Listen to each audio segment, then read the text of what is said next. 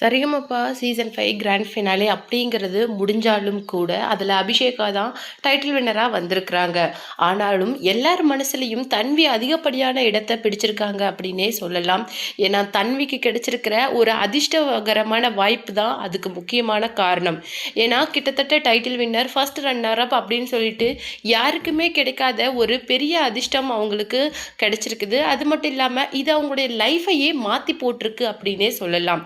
இந்த சரிகமபால டைட்டில் வின்னரை ஜெயிச்சு 1 கோடி ரூபாய் மதிப்புள்ள ஒரு வீட்டையும் வாங்கியிருக்கிறாங்க நம்ம அபிஷேகாவோட பெர்ஃபார்மன்ஸ் அப்படிங்கிறது ஆரம்பத்துல இருந்தே வந்து டு த பீக் அப்படி இருந்தாலும் அவங்க தான் டைட்டில் வின்னர் ஆகிறதுக்கான வாய்ப்புகள் இருக்கு அப்படின்னு சொல்லிட்டு 80% மேல வந்து முன்னையே தீர்மானிக்கப்பட்டிருக்கு அப்படின்னே சொல்லலாம்.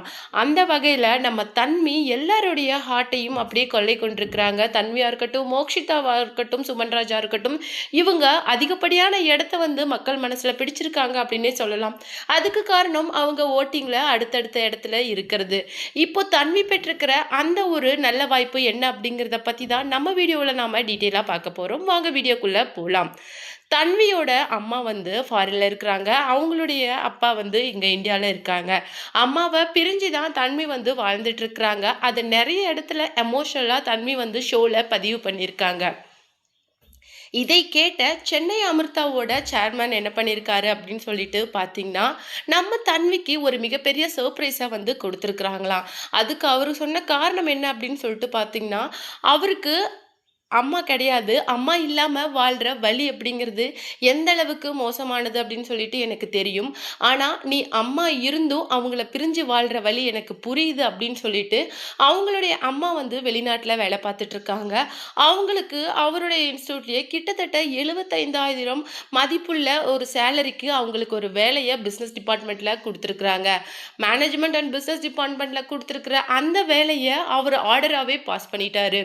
அந்த வேலைக்கு தான் தன்வியோட அம்மா இனிமேல் ஜாயின் பண்ண போகிறாங்க. ஸோ தன்வியோட அம்மா அப்பா அப்படின்னு சொல்லிட்டு 2 பேருமே அவங்க இந்தியாவிலே இருக்கலாம்.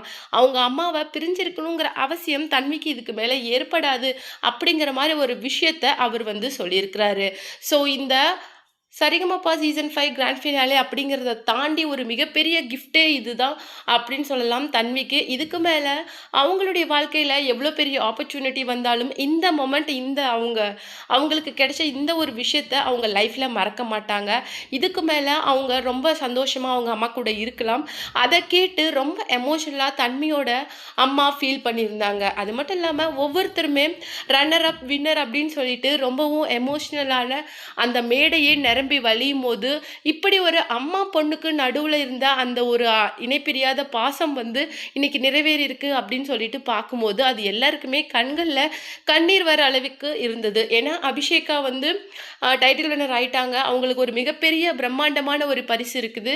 அதன்படி 2வது runner up first runner up அப்படின்னு சொல்லிட்டு எல்லாருமே பரிசு தொகையை வாங்கிட்டாங்க.